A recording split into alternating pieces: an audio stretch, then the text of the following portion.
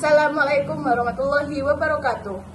Selamat pagi teman-teman. Di sini saya sebagai Dina Sanira. Saya Putri Kurnianisba. Di sini kami ingin menjelaskan tentang otot rangka.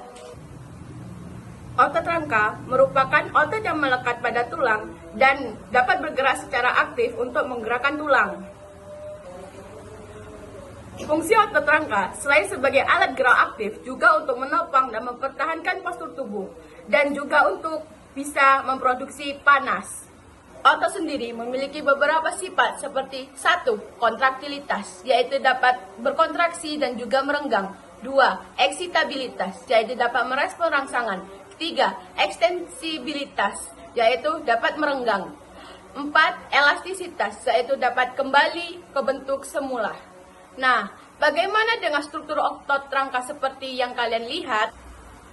Ternyata, kalau kita melihat lebih dalam lagi, otot itu bisa dibagi menjadi beberapa bagian. Secara keseluruhan, otot itu dibungkus oleh selapis jaringan ikat yang agak padat yang disebut epimisium. Di dalam epimisium itu terdapat beberapa berkas serat-serat otot yang disebut fasikulus. Fasikulus itu dibungkus oleh selubung tipis yang bisa disebut perimisium. Untuk setiap fasikulus itu terdiri dari sel-sel otot yang berbentuk serat.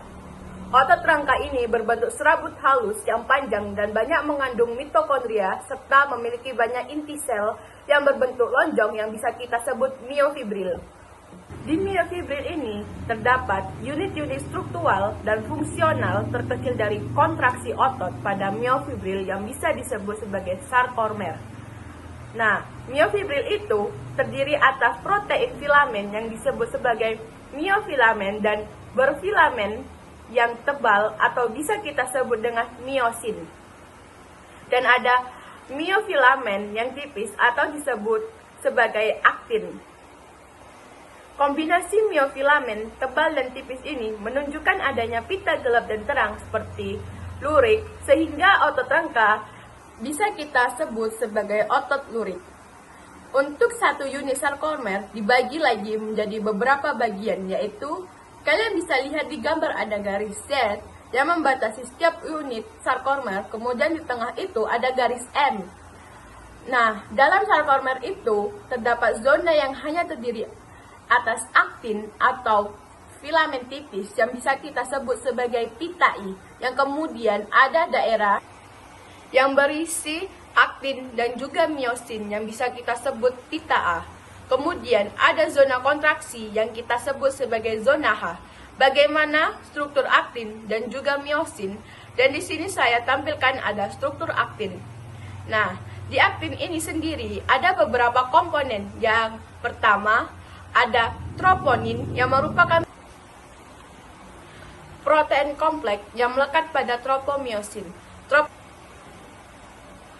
Tropomiosin ini adalah protein aktin pengikat yang nantinya mengatur kontraksi otot. Kemudian, troponin ini nantinya akan berikatan dengan kalsium. Dan untuk miosin, seperti yang kalian lihat, miosin itu memiliki penonjolan yang dikenal sebagai kepala miosin.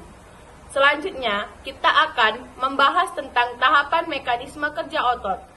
Nah, untuk mekanisme kerja otot dimulai dari adanya impuls atau rangsangan yang tiba di neuromuskular junction mengakibatkan pembebasan asetilkolin yang memicu pembebasan ion kalsium dari retikulum sarkoplasma.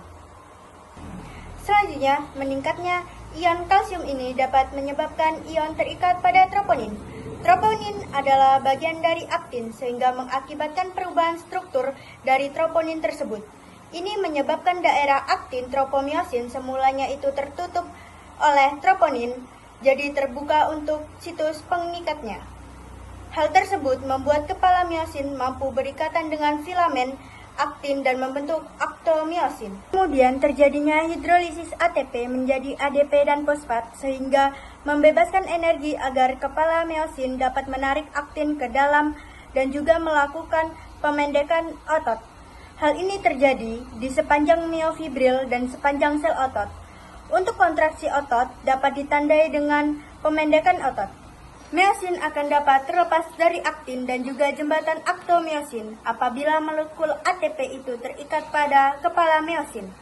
Pada saat ATP terurai, kepala miosin dapat bertemu lagi dengan aktin dan tropomiosin. Pada saat infus berhenti, ion Ca2 atau kalsium kembali ke retikulum sarkoplasma dan troponin kembali ke bentuk semula dan menutupi daerah tropomiosin sehingga menyebabkan otot berrelaksasi.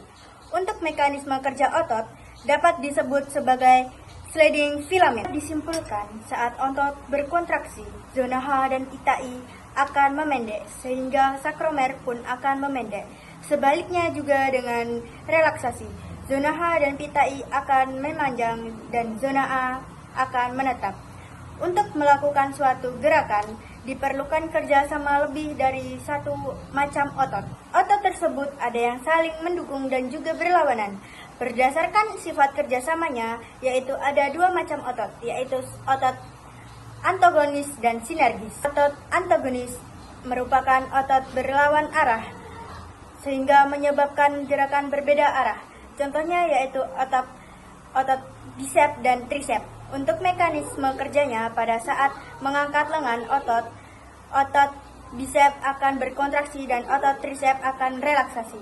Begitupun sebaliknya, ketika menurunkan lengan, otot bisep akan berrelaksasi dan otot trisep akan berkontraksi. Adapun gerakan antagonis pada tubuh kita, yaitu fleksi dan ekstensi. Fleksi adalah membengkokkan dan ekstensi adalah meluruskan. Kita menarik napas.